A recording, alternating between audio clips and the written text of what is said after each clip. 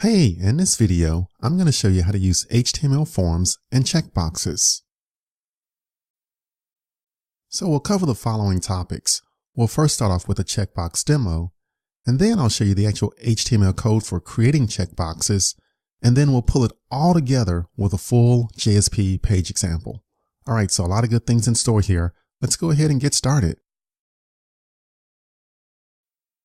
All right, so let's start off with the checkbox demo here. The user can enter their first name and last name. And now the new thing that's here is that they can actually choose multiple programming languages. So that's thanks to checkboxes. Previously, they could only use radio buttons and choose only one language, but now they can choose multiple languages, which is good, gives them more flexibility because we may personally like more than one language. And once you're happy with that, you can go and hit submit. And now our confirmation page is a little bit different. So now, since they can choose multiple languages, then we'll simply display a list of all of the languages that they actually selected.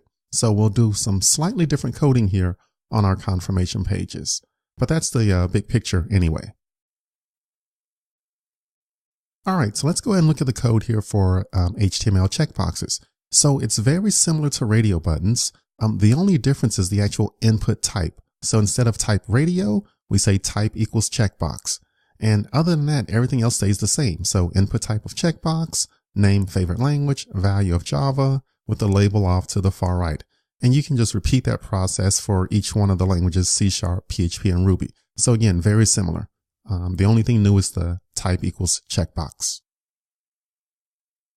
All right, so now that the user can check multiple boxes, we need to change our coding up a little bit in our JSP page.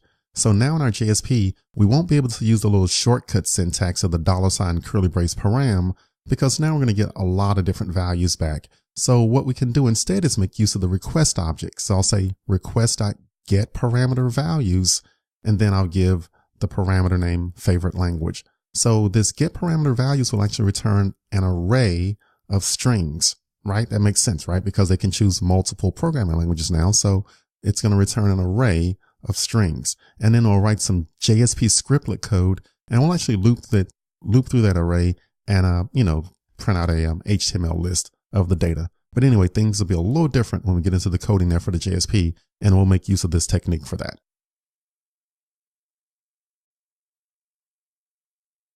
All right, so let's kind of pull it all together. So for this demo or project, actually, we're going to have a student checkbox form. They can enter their information, choose multiple programming languages, hit submit.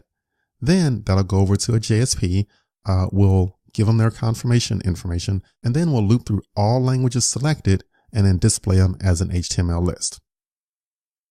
All right, so you know how I love to-do lists. So the first thing we have to do is create the HTML form, and then the second thing we'll do is create the JSP confirmation page.